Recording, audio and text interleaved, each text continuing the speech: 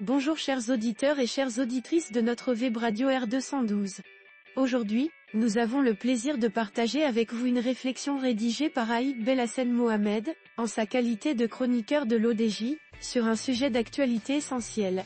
Son article s'intitule Ben Grir, le point de départ d'une révolution industrielle marocaine. Nous vous invitons à écouter attentivement ce podcast, qui aborde des sujets clés pour l'avenir industriel du Maroc. Aïd Belhassen Mohamed débute son article en évoquant un événement marquant pour l'industrie marocaine de la manière suivante. Mercredi, en marge de la deuxième édition de la Journée nationale de l'industrie JNI à Ben Grir, une série de conventions a été signée, marquant un tournant significatif pour l'intégration industrielle au Maroc. Cet événement, placé sous le haut patronage de Sa Majesté le roi Mohamed VI, a réuni des acteurs clés du secteur, dont le ministre de l'Industrie et du Commerce, Riyad Medzour, et des représentants d'organisations diverses, tous unis par un objectif commun, réduire la dépendance du pays aux importations tout en renforçant la production locale. L'auteur insiste sur l'importance de cet engagement, qui ouvre la voie à une souveraineté énergétique pour le Maroc ainsi. Vers une souveraineté énergétique, la première convention, un accord tripartite, vise à substituer 50% des produits importés dans le secteur de l'électricité par des solutions locales d'ici 2030.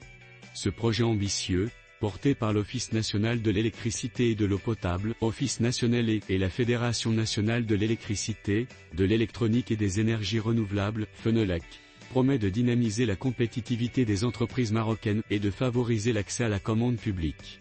En intégrant des produits locaux, le Maroc aspire à bâtir une industrie plus résiliente et durable.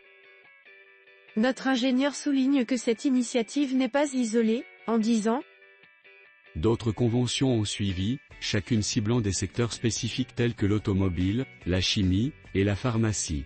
Par exemple, la collaboration entre les fédérations du cuir et de l'automobile vise à intégrer des matériaux locaux, favorisant ainsi une production plus durable.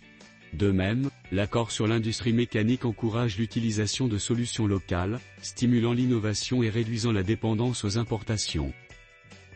Notre chroniqueur enrichit son propos en rappelant que ces initiatives s'inscrivent dans une démarche plus large de développement durable de la manière suivante. Ces initiatives, qui s'inscrivent dans une démarche globale de développement durable, témoignent de la volonté du Maroc de bâtir une industrie forte et compétitive, capable de répondre aux défis économiques contemporains tout en créant des emplois et en valorisant les ressources locales. La JNI, sous le thème inauguré une nouvelle ère industrielle portée vers et par la souveraineté, souligne l'importance d'une vision royale au service du citoyen et des territoires. Chers auditeurs de la web radio R212, merci de votre écoute attentive. Nous espérons que cette analyse vous a permis de mieux comprendre l'importance des récentes avancées industrielles du Maroc. Nous sommes toujours heureux de partager avec vous ces moments d'échange et de découverte. On se dit à très bientôt, si vous le voulez bien. Avec toute notre gratitude, l'équipe de R212.